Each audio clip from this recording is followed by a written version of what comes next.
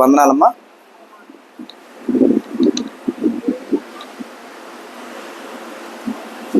మరి నేటి దినమున 37వ కీర్తన 21 నుండి 40 వచనాలు ధ్యానం చేసుకుందాం.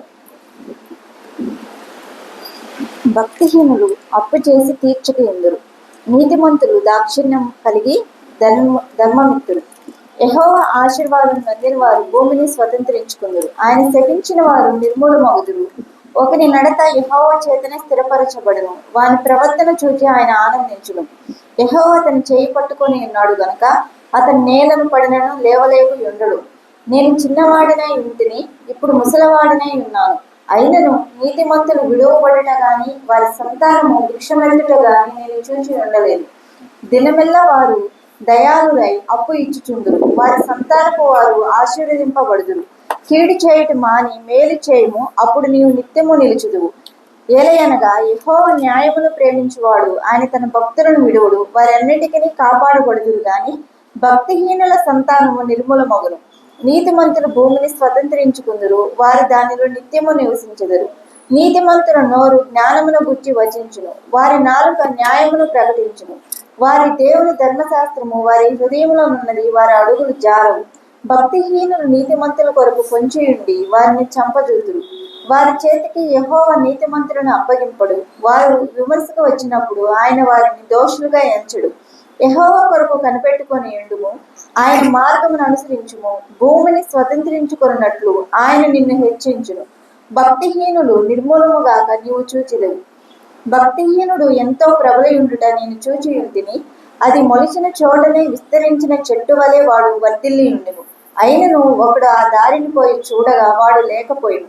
నేను వెతికి తిని గాని వాడు కనబడకపోయిను.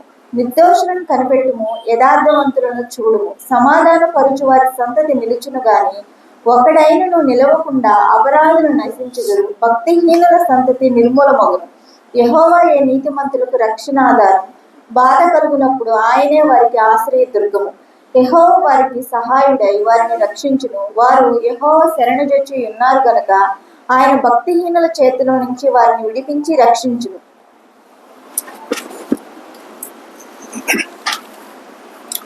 చదవబడిన లేఖన భాగాన్ని గమనించండమ్మా. భక్తిహీనులు అప్పు చేసి తీర్చక ఎందురు, నీతిమంతులు దాక్షణ్యము కలిగి ధర్మమిత్తురు. యెహోవా ఆశీర్వాదము నొందిన వారు భూమిని స్వతంత్రించుకొందురు. ఆయన శపించిన వారు నిర్మూలమగుదురు. ఒకరి నడత యెహోవా చేతనే స్థిరపరచబడును, వాని ప్రవర్తన చూచి ఆయన ఆనందించును. యెహోవా అతని చెయ్యి పట్టుకొని ఉన్నాడు గనుక అతడు నేలను పడినను లేవలేక ఉండడు. నేను చిన్నవాడినై ఉంటిని, ఇప్పుడు ముసలివాడినై ఉన్నాను. అయినను నీతిమంతులు విడువబడుట గాని వారి సంతానము భిక్షమెత్తుట గాని నేను చూచి ఉండలేదు. కాబట్టి భక్తిహీనులు అప్పు చేసి తీర్చక యుందురు అనగా ఇక్కడ మనము ఈ అప్పు చేసి తీర్చక యుందురు అనేటటువంటి విధానాన్ని 2-3గా చూడొచ్చు. ఒకటి, ఆర్థిక పరమైన ఇబ్బందులతో బాధపడుతున్నప్పుడు వేరే వారిని సహాయం కొరకు ద్రవ్యము తీసుకొని తిరిగి వారికి చెల్లించాల్సి వచ్చినప్పుడు వారు ముఖము చాటు వేసేవారుగాను, లేకపోతే ఇవ్వలేము లేకపోతే ఇవ్వము ఎగ్గొట్టే విధానం కలిగినటువంటి విధానాన్ని ఒకటి చూడవచ్చు. అలాగే మరి ఒకటి సహాయము. ఎదుటివారు సహాయము చేసినప్పుడు ఆ సహాయం పొందిన వారికి సహాయం అవసరమైనప్పుడు ఆ సహాయము చేయకుండా ఉండేటటువంటి విధానం.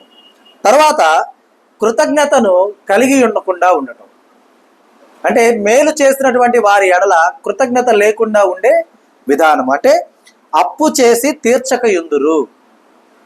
ఏదైనా కావచ్చు, ఆర్థిక పరమైన సహాయం కావచ్చు, నీ అవసరత తీర్చబడిన సహాయం కావచ్చు, నీకు మేలు చేసినటువంటి విధానం కావచ్చు, ఏదైనా సరే నీవు అప్పుగా తీసుకున్నటువంటి విధమై ఉంటుంది. అది వాటిని తిరిగి చెల్లించాల్సినటువంటి ఆవశ్యకత మన మీద ఉంటూ ఉంది. ఆ రీతిగా చెల్లించకపోతే కనుక వారు భక్తిహీనులుగా ఎంచబడతారు. కాబట్టి మనం గమనించాలి, భక్తిహీనులు అప్పు చేస్తారు కానీ వారు తీర్చక యుందురు. కానీ నీతిమంతులు ఎలా ఉంటారమ్మా? దాక్షిణ్యము కలిగి ధర్మం ఇస్తారు. అంటే చాలా మందిని మనం గమనిస్తూ ఉంటాం. మన అవసరతల్లో, మన అక్కర్లో నాకు ఇది అవసరం, నాకు కొత్త ద్రవ్యం కావాలి, డబ్బు కావాలి అని అడిగినప్పుడు నీ వద్ద నుండి ఏమి ఆశించకుండానే, అంటే ఎలా అంటే మామూలుగా అయితే ఏ సెక్యూరిటీస్ లేకుండా ఎవ్వరు కూడా ఈ లోకంలో డబ్బులు ఇవ్వరు. ఇస్తారా? ఎవ్వరు ఇవ్వరు. కానీ నీ దగ్గర నుంచి ఏమి అడగకుండా నీ అవసరత తీర్చేటటువంటి విధానమును కలిగినటువంటి వారు నీతిమంతులుగా ఎంచబడతారు. అర్థమైందా?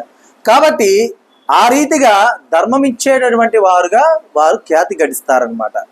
కనుక గమనించాలి, మనము అప్పు చేసిన వారుగా ఉంటే వీలైనంత త్వరగా ఆ యొక్క అప్పు తీర్చుకునేందుకు మనం ఎప్పుడు కూడా సిద్ధంగా ఉండేవారుగా ఉంటూ ఉండాలి. గమనించాలి, యెహోవా ఆశీర్వాదం నొందిన వారు భూమిని స్వతంత్రించుకుంటారు. కాబట్టి దేవుని యొక్క ఆశీర్వాదం నొందినటువంటి వారుగా మనం ఎప్పుడు కూడా ఉండేవారుగా చూసుకోవాలి మనల్ని మనం. ఎందుకంటే ఆయన శపించిన వారు నిర్మూలం అయిపోతారు. దేవుని యొక్క శాపానికి గురైనటువంటి వారు ఈ లోకమందు సంతోషంగా జీవించిన వారుగా ఎటువంటి దాఖలాలు లేవు. కాబట్టి గమనించాలి. అంటే ఇక్కడ మనం ఒక విషయాన్ని గమనించాలి, ఇది సర్వమానవాళికి సంబంధించినటువంటి విధానం. ఏంటిది? అది శపించిన అనేటటువంటి పదం. అర్థమైందా? అంటే అన్యుల్లో కావచ్చు, క్రైస్తవుల్లో కావచ్చు, ఎవరైనా సరే గమనించండి అమ్మా. మనం కనుక పూజలు చేసేటటువంటి వారిని కనుక చూస్తే శాంతి హోమం అని ఒకటి చేస్తారు. ఎందుకు అంటే వారు నమ్ముకున్నటువంటి దేవీ దేవతలకు వీరి మీద కోపం వచ్చి ఉంటుంది కనుక ఆ యొక్క కోపాన్ని తగ్గించడం కోసం వారు ఏం చేస్తారమ్మా, శాంతి హోమాలు లాంటివి చేసుకుంటూ ఉంటుంటారు అనమాట. కాబట్టి అలాగే అంటే శాపము అనేది కూడా ప్రతి ఒక్కరి జీవితంలో కంపల్సరీ జరిగేటటువంటిది. ఎలాగా? దేవునికి వ్యతిరేకమైనటువంటి కార్యకలాపాల్లో మనం గనక పాలు పంపులు పొందితే. అర్థమైందా? కాబట్టి గమనించాలి, దేవునికి వ్యతిరేకమైనటువంటి ఏ యొక్క ఆలోచన అయినా సరే, ఏ యొక్క నడవడిక అయినా సరే, ఏ యొక్క ప్రవర్తన అయినా సరే అది శాపగ్రస్తులుగా ఉండుటకు అది సూచనగా ఉంటుంది. కాబట్టి దాన్ని మనం గమనించాలి. అర్థమవుతుందా? ఎందుకంటే దేవుని ఆశీర్వాదం నందితే భూమిని స్వతంత్రించుకునే వారుగా ఉంటాము. కానీ ఆ ఆశీర్వాదాన్ని పొందలేని వారుగా ఉంటే కనుక భూమి మీద నిర్మూలమయ్యేవారుగా ఉంటూ ఉంటాం. కనుక గమనించాలి, ఒకరి నడత యెహోవా చేతనే స్థిరపరచబడును. నీవు గనక దేవుని నమ్ముకున్నటువంటి విధానం నీలో పరిపూర్ణత గనక ఉన్నట్లయితే కనుక నీవు సంచరించే విధానం కావచ్చు, ప్రవర్తించే సమస్తము కావచ్చు, దేవుని కనుదృష్టి ఎదుట నిందారహితంగా ఉంటే నీ యొక్క నడతను ఆయనే స్థిరపరుస్తాడు. అర్థమైందా? అంటే ఏం లేదు, నువ్వు ఎలా నడవాలి, ఎలా ఉండాలి, ఏంటి అనేటటువంటిది ఆయనే చెప్పి నిన్ను నడిపిస్తాడు అనమాట. ఎందుకంటే నువ్వు తొట్టిల్లకూడదని చెప్పి, నువ్వు పడిపోకూడదని చెప్పేసి. కాబట్టి గమనించాలి మనం, వారి యొక్క ప్రవర్తన చూచి ఆయన ఆనందించును. ఎవరైతే దేవుని యొక్క అధ్యక్షతను ఒప్పుకుంటారో, దేవుని యొక్క కృప కొరకు కనిపెట్టుకుని ఉంటారో, దేవుడే వారి యొక్క సమస్తమును, వారి యొక్క నడతను, వారి యొక్క ప్రవర్తనను దేవుడే స్థిరపరిచే విధమైనటువంటి ఆ యొక్క జనులు ఉంటారో, వారి ప్రవర్తన చూచి దేవుడు ఏం చేస్తాడమ్మా, ఆనందిస్తాడు. అర్థమైందా? యెహోవా అతని చెయ్యి పట్టుకొని ఉన్నాడు కనుక అతడు నేలను పడినను లేవలేక ఉండేవాడుగా ఉండడు. అంటే దేవుడు చేయి పట్టుకుంటాడు. మనం చిన్నపిల్లల్ని అలా పట్టుకొని నడిపించుకుంటూ వెళ్తుంటారు, తప్పటి అడుగులు వేసే పిల్లల్ని. అప్పుడే బుడి అడుగులు నేర్చుకున్నటువంటి వారు ఏం చేస్తారమ్మా, మనం చేయి పట్టుకునే ఉంటాము, వారు నడుస్తా పడతారు, కింద పడిపోయేలా చేస్తాం. మనం చేస్తామా? అలా లేపు పట్టుకుంటాం, పడిపోనీయం. ఎందుకని? దెబ్బలు తగులుతాయి. అదే రీతిగా దేవుడు కూడా ఎవరైతే దేవుని యొక్క కనుదృష్టి ఎదుట నిందారహితంగా సంచరించుతూ ఉన్నాడో, జీవించుతూ ఉన్నాడో, అతడి చేతిని దేవుడు పట్టుకొని ఉంటాడు కనుక అతడు నేలను పడినను కూడా లేవలేక ఉండే విధంగా ఉండడు. అర్థమైందా? లేచి నిలబడే విధంగా ఉంటాడు. కాబట్టి గమనించాలి. చూడండి, ఇంకా కీర్తనకారుడు ఏం చెప్తున్నాడు, నేను చిన్నవాడినై ఉంటిని, ఇప్పుడు ముసలివాడినై ఉన్నాను, అయినను. అంటే ఈయన ఏం చెప్తున్నా అంటే ఆ కాలము నుండి ఈ కాలము వరకు నీతిమంతులు విడువబడట గాని వారి సంతానము భిక్షమెత్తుట గాని నేను చూచి ఉండలేదు. నేను చిన్నతనము నుండి ఇప్పటి వరకు నా యొక్క వృద్ధాప్యం వరకు కూడా నేను చూసినటువంటి ఆ యొక్క విధములో ఎప్పుడు కూడా ఎవరిని చూడలేదంటున్నాడమ్మా? నీతిమంతులు విడవబడుట, అలాగే వారి యొక్క సంతానము భిక్షమెత్తుట కానీ నేను చూచి ఉండలేదు. ఎందుకని? వారిని దేవుడే నడిపిస్తున్నాడు కాబట్టి, దేవుడే వారికి తోడై ఉన్నాడు కాబట్టి. అర్థమైందా? నీతిమంతులని దేవుడు ఎప్పుడు కూడా విడిచిపెట్టే విధానం అనేది జరిగి ఉండలేదు కాబట్టి కనుక గమనించాలి, మనం నీతిమంతులుగా ఎంచబడేవారుగా ఉండాలన్నమాట. చూడమ్మా, దినమెల్లా వారు దయాళురై అప్పు ఇచ్చుచుందురు, వారి సంతానపు వారు ఆశీర్వదింపబడుదురు. కీడు చేయటం మాని మేలు చేయుము, అప్పుడు నీవు నిత్యము నిలుచుదువు. ఏలయనగా యెహోవా న్యాయమును ప్రేమించువాడు, ఆయన తన భక్తులను విడువడు, వారెన్నటెన్నటికీ కాపాడబడుదురు. కానీ భక్తిహీనుల సంతానము నిర్మూలమగును. నీతిమంతులు భూమిని స్వతంత్రించుకుందురు, వారు దానిలో నిత్యము నివసించెదరు. నీతిమంతుల నోరు జ్ఞానమును గూర్చి వచించును, వారి నాలుక న్యాయమును ప్రకటించును.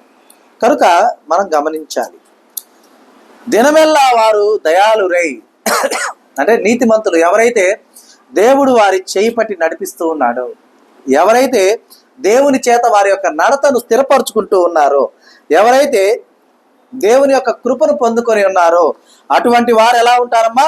దినమెల్లా వారు దయాళురై అంటే దయ కలిగిన వారై అప్పు ఇచ్చుచుందురు. ఇక్కడ అప్పు అనగానే వెంటనే డబ్బు ఇచ్చేవారే దయాళుడు అని కాదు అర్థం. అప్పు అనగా నీకు ఎదుటి వారి వలన కలిగినటువంటి ఎటువంటి సహాయమైనా సరే అది అప్పే. మనం సలహాలు తీసుకుంటూ ఉంటాం ఏమా, సలహాలు తీసుకుంటూ ఉంటాం.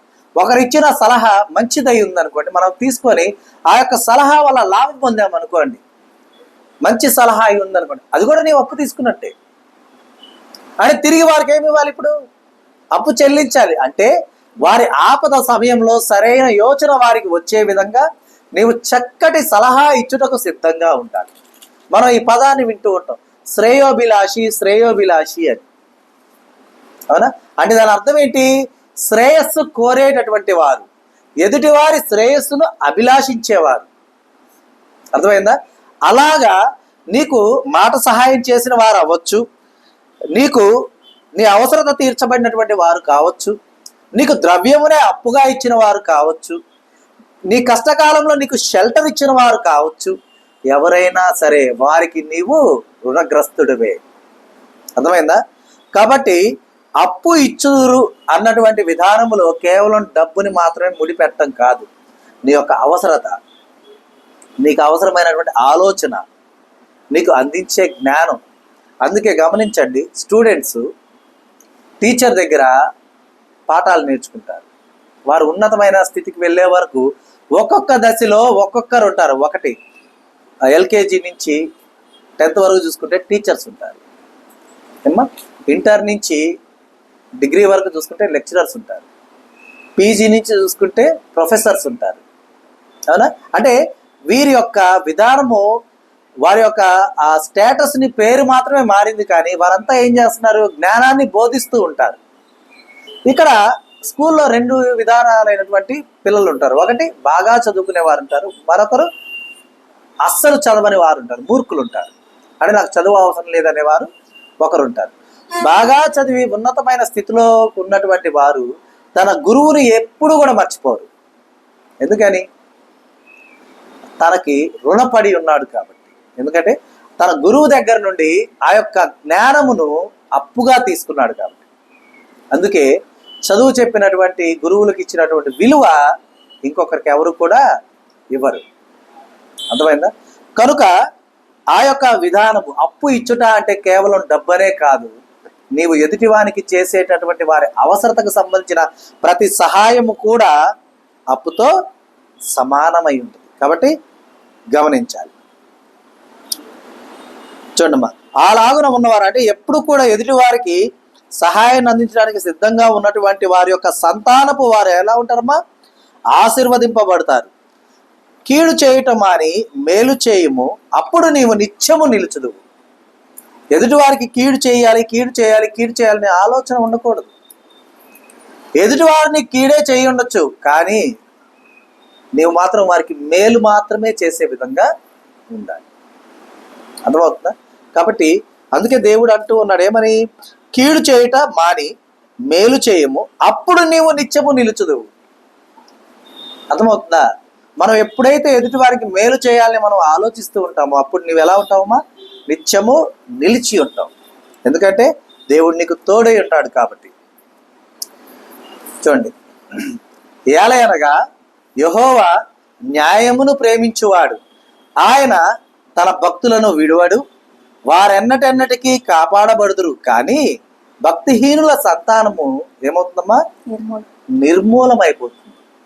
నీవు ఎప్పుడైతే కీడు చేయటం మాని మేలుకై చూస్తూ ఉంటావో, మేలు మాత్రమే చేస్తూ ఉంటావో, అది న్యాయముగా దేవుని యొక్క కనుదృష్టి ఎదుట ఉంటుంది. కాబట్టి దేవుడు న్యాయమును ప్రేమించేవాడు కాబట్టి నిన్ను విడువడు, ఎడబాయడు. ఎప్పటికీ ఎన్నటెన్నటికి కూడా నిన్ను కాపాడుతూనే ఉంటాడు. అయితే ఎవరైతే భక్తిహీనులు ఉన్నారో వారి యొక్క సంతానము నిర్మూలమైపోతుంది.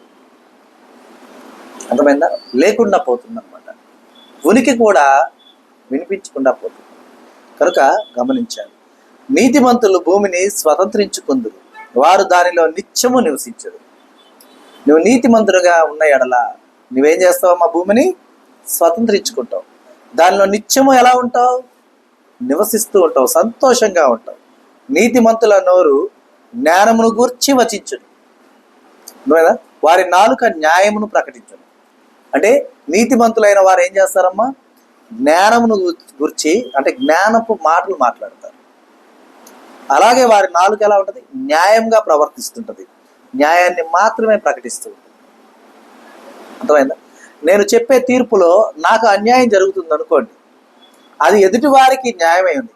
ఈ తీర్పు మార్చడం వల్ల నాకు న్యాయం జరుగుతుంది, ఎదుటి వారికి అన్యాయం జరుగుతుంది అనుకోండి. అన్యాయము నీకు జరుగుటకు నువ్వు సిద్ధపడి ఉండి ఎదుటి వారికి మేలు చేసే విధమైనటువంటి విధానాన్ని కనుక నీవు కలిగి ఉంటే, న్యాయమును నీవు కరెక్ట్గా ప్రకటిస్తే నీకు అన్యాయమే జరుగుతూ ఉండొచ్చు, కానీ అది నీకు అన్యాయంగా ఎంచబడదు. అర్థమైందా? ఎందుకని? దేవుడు దాన్ని న్యాయముగా మలుస్తాడు. అర్థమైందా? కానీ ఎదుటివారి విషయంలో నువ్వు అన్యాయంగా ప్రవర్తిస్తూ నీ విషయంలో న్యాయంగా ప్రవర్తించావంటే దేవుని కనుదృష్టి ఎదుట అది ఎలా ఉంటుందమ్మా? నీవు అన్యాయపు ప్రవర్తన కలిగిన విధానంతో సరిపోల్చబడుతుంది. కాబట్టి అప్పుడు దేవుడు నిన్ను విడిచిపెట్టేటటువంటి విధానాన్ని నీవు కలిగిన వారుగా ఉంటూ ఉంటారు. కాబట్టి గమనించాలి.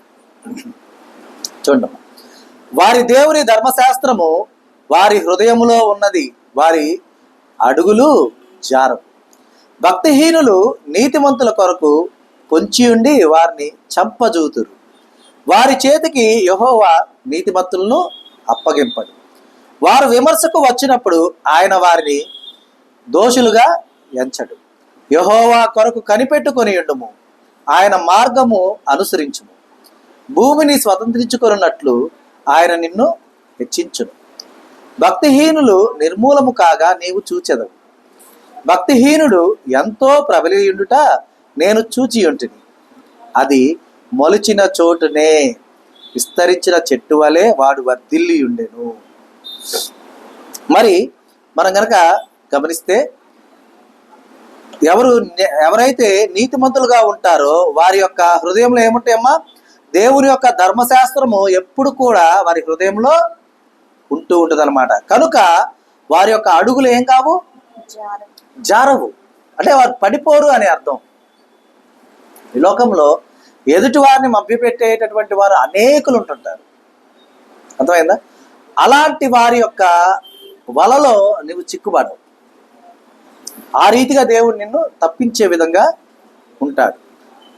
కనుక ఎప్పుడు మన హృదయంలో ఏముండాలమ్మా? దేవుని యొక్క ధర్మశాస్త్రం ఉండాల, ఆయన యొక్క ఆజ్ఞలు ఉండాల, ఆయన యొక్క కట్టడలు ఉండాల, ఆయన యొక్క న్యాయ విధుల్ని అనుసరించేవారుగా మనం ఉండాలి. భక్తిహీనులు నీతిమంతుల కొరకు పొంచి ఉండి వారిని చంపజూతురు. అంటే వారు జీవితకాలం యుగయుగాలు జీవించకుండా ఉండాలని చెప్పేసి వారు ఆకాంక్షిస్తూ ఉంటారు, వారిని పడివేయాలని చూస్తూ ఉంటారు. భక్తిహీనులైనటువంటి వారు. ఎలాగంటే ఆ యొక్క ఏదేను వనంలో తన పని తను చూసుకుంటున్నటువంటి అవ్వకు ఆ యొక్క భక్తిహీనత్వం కలిగినటువంటి ఆ యొక్క సర్పం ఏం చేస్తుందమ్మా? ఏం చేస్తుంది? నీతిమంతుల కొరకు. అంటే అప్పుడు దాకా వాళ్ళు ఎలా ఉన్నారు?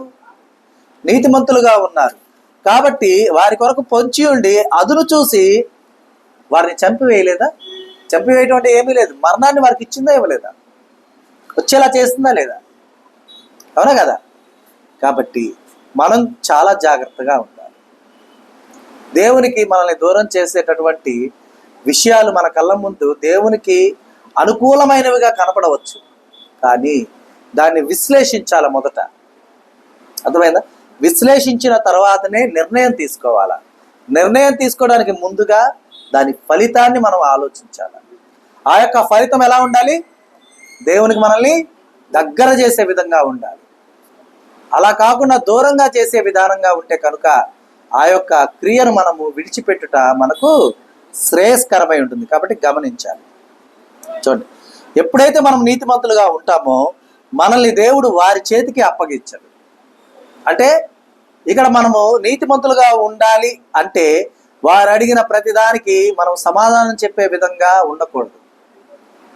హేతు అడిగే వారికి చెప్పాలి. అర్థమవుతుందా? ఇక్కడ మనం గమనించాలి. ఎందుకంటే అవ్వని అడిగినటువంటి ప్రశ్న ఏంటి? ఇది నిజమా అని పలానా పలానా అని చెప్పి క్లియర్గా చెప్పాడా? చెప్పాడు. కానీ అది ఎలా ఉందో నిన్ను వర్ణించమనలేదు కదా. వర్ణించమని చెప్పిందా? వర్ణించమల్లా. కానీ నువ్వేం చేసావు? దాన్ని వర్ణించావు, దాన్ని వివరించావు, దాన్ని భుజిస్తే ఎలా ఉంటుందో నీవు ఆలోచించావు.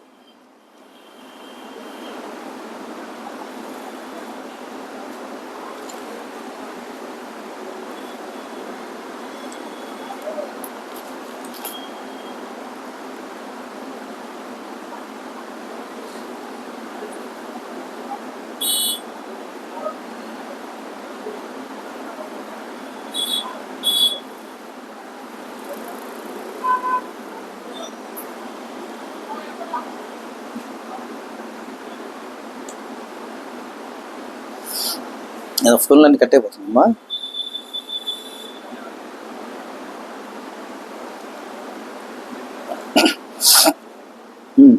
కాబట్టి మనం గమనించాలి. అయితే నీతిమంతులైనటువంటి వారిని దేవుడు వారి చేతికి అప్పగించడు. ఒకవేళ ఏదైనా విమర్శకు వారు గనక వచ్చినా కూడా వారిని దేవుడు దోషులుగా ఎంచడు. కాబట్టి మనం ఎప్పుడు కూడా నీతిని న్యాయాన్ని అనుసరించి నడుచుకునేవారుగా మనం ఉండుటకు ఎల్లప్పుడూ కూడా మనల్ని మనం ఏం చేయాలమ్మా? స్వపరిశీలన చేసుకుంటూ ముందుకు సాగిపోయేవారుగా మనము ఉంటూ ఉండాలి. అప్పుడే దేవుడు మనల్ని దోషులుగా ఎంచకుండా, మనల్ని వారి చేతికి అప్పగించకుండా దేవుడు మనల్ని కాచి కాపాడుతాడు. ఎప్పుడు? యెహోవా కొరకు కనిపెట్టి ఉన్నప్పుడు. అర్థమైందా? కాబట్టి యెహోవా కొరకు కనిపెట్టుకొని ఉండుము, ఆయన మార్గమును అనుసరించుము, భూమిని స్వతంత్రించుకున్నట్లు ఆయన నిన్ను హెచ్చించును, భక్తిహీనులు నిర్మూలము కాగా నీవు చూచెదవు. కాబట్టి ఎవరైతే నిన్ను మభ్యపెట్టేటటువంటి వారు ఉన్నారో వారి యొక్క వలలో నీవు చిక్కకుండా ఉండటానికి నీ యొక్క నీతి నిన్ను రక్షిస్తుంది. ఎప్పుడైతే నీవు నీతిని న్యాయాన్ని అనుసరించి నడుచుకొనుచూ ఉంటావో దేవుడు నిన్ను నీతిమంతుడిగా ఎంచి వారి చేతికి నిన్ను అప్పగించకుండా ఉంటాడు. ఒకవేళ న్యాయ విమర్శకు నువ్వు రావాల్సి వచ్చినటువంటి సమయం సందర్భమే ఏర్పడ్డా కూడా నిన్ను దోషిగా దేవుడు ఎంచడు. ఎందుకంటే నీవు దేవుని కొరకు కనిపెట్టుకొని ఉన్నావు కాబట్టి, నీవు ఆయన మార్గమును అనుసరించుచున్నావు కాబట్టి నీవు భూమిని స్వతంత్రించుకున్నట్లుగా నిన్ను దేవుడు హెచ్చిస్తాడు. అయితే భక్తిహీనులు నిర్మూలము కాగా నీవేం చేస్తావమ్మా? వారిని చూచే విధంగా ఉంటావు. కాబట్టి గమనించాలి. అయితే భక్తిహీనుడు ఎంతో ప్రబలియుండుట నేను చూచి ఉంటిని. అయితే అది ఎలా ఉందమ్మా? మొలిచిన చోటనే విస్తరించిన చెట్టు వలె వాడు వర్ధిల్లి ఉండెను. ఆయనను ఒకడు ఆ దారిన పోయి చూడగా వాడు లేకపోయాను. అర్థమైందా? నేను వెతికి తిని కాని వాడు కనబడకపోయాను. భక్తిహీనుడు ప్రబలి ఉంటాడు, బాగా విస్తరించిన చెట్టు వలె ఉండి ఉండొచ్చు. అర్థమవుతుందా? కానీ ఎలా ఉన్నాడమ్మా? ఆ దారిని పోయి చూడగా వాడు అక్కడ లేకపోయాను. ఎందుకని? నిర్మూలం అయిపోయి ఉన్నాడు కాబట్టి. నేను వెతికి తిని కానీ వాడు నాకు కనపడకపోయెను. అయితే నిర్దోషులను కనిపెట్టుము, యథార్థవంతులను చూడుము, సమాధానపరచు వారి సంతతి నిలుచును గాని ఒక్కడైనను నిలవకుండా అపరాధులు నశించుదురు. భక్తిహీనుల సంతతి నిర్మూలమగును. కనుక ఎంత వెతికినా వారు కనపడరు. అయితే నీవేం చేయాలి? నిర్దోషులను కనిపెట్టుము, యథార్థవంతులను చూడుము, సమాధానపరచు వారి సంతతి నిలుచును. కానీ ఒక్కడైనను నిలవకుండా అపరాధులు ఏమవుతారమ్మా? ఏమైపోతారు? అపరాధులు నశించిపోతారు. అర్థమవుతుందా? కాబట్టి మనం ఎప్పుడు కూడా ఎలా ఉండాలి? నిర్దోషిగా ఉండాలి, అలాగే యథార్థవంతులుగా ఉండాలి, అలాగే సమాధానపరిచేవారుగా మాత్రమే ఉండాలి. అర్థమవుతుందా? కనుక గమనించాలి. ఎందుకంటే అపరాధులైనటువంటి వారు ఒక్కరు కూడా నశించరు కాబట్టి, అలాగే భక్తిహీనుల సంతతి నిర్మూలమైపోతుంది కాబట్టి మనం నీతిమంతులుగా ఉండటం అనేది చాలా ప్రాముఖ్యమైన ఉన్నది. ఎందుకంటే నీతిమంతులుగా ఉన్నప్పుడు దేవుడు మన యొక్క నడతను ఏం చేస్తాడమ్మా? స్థిరపరుస్తాడు, మనల్ని నడిపిస్తాడు, నిలబెడతాడు, స్థిరపరుస్తాడు. కాబట్టి గమనించాలి. ఎందుకంటే యెహోవాయే నీతిమంతులకు రక్షణాధారము. బాధ కలిగినప్పుడు ఆయనే వారికి ఆశ్రయ దుర్గము. యెహోవా వారికి సహాయుడై వారిని రక్షించును. వారు యెహోవా శరణుజొచ్చి ఉన్నారు కనుక ఆయన భక్తిహీనుల చేతిలో నుండి వారిని విడిపించి రక్షించును. కాబట్టి గమనించాలి, మనం నీతిమంతులుగా ఉంటే కనుక మనకు రక్షణాధారం ఎవరమ్మా? దేవుడే. దేవుడే నీకు రక్షణాధారం అయి ఉంటే నువ్వు పడిపోవడానికి అవకాశం ఉందా? జారిపోవడానికి అవకాశం ఉందా? తొట్టిల్లడానికి అవకాశం ఉందా? లేదు. ఒకడు లాగినా కూడా ఆయన నీ చెయ్యి పట్టుకొని ఉంటాడు కాబట్టి నీవు నేలన పడినా కూడా తిరిగి ఏం చేస్తావు? నిలబడగలుగుతావు. అర్థమైందా? ఎందుకని అలా ఉంటావు? ఆయన భక్తిహీనుల చేతుల్లో నుండి నిన్ను రక్షించును కాబట్టి, విడిపించును కాబట్టి. అర్థమైందా? కనుక నీకు బాధ కలిగినప్పుడు ఆయనే నీకు ఆశ్రయ దుర్గమై ఉంటాడు, నీకు సహాయుడై ఉంటాడు, నిన్ను రక్షించేటటువంటి దేవుడై ఉంటాడు.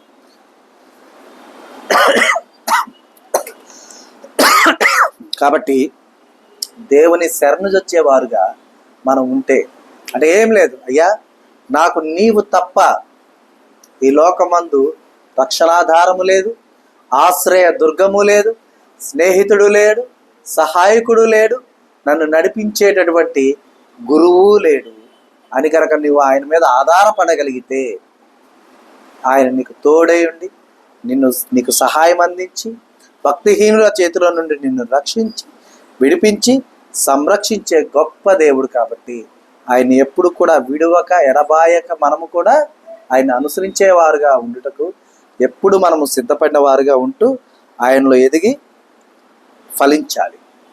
ఆ రీతిగా మనం ఫలించుటకు చాలిన జ్ఞానము దేవుడు మనకు దయచేయునుగాక. ఆమేన్. ఈ దినము దేవుడు మనకు అనుగ్రహించిన తన సత్యవాక్కును బట్టి దేవునికి కృతజ్ఞతాస్తుతులు చెల్లిస్తూ ఉన్నాను. దేవుడు తన వాక్యం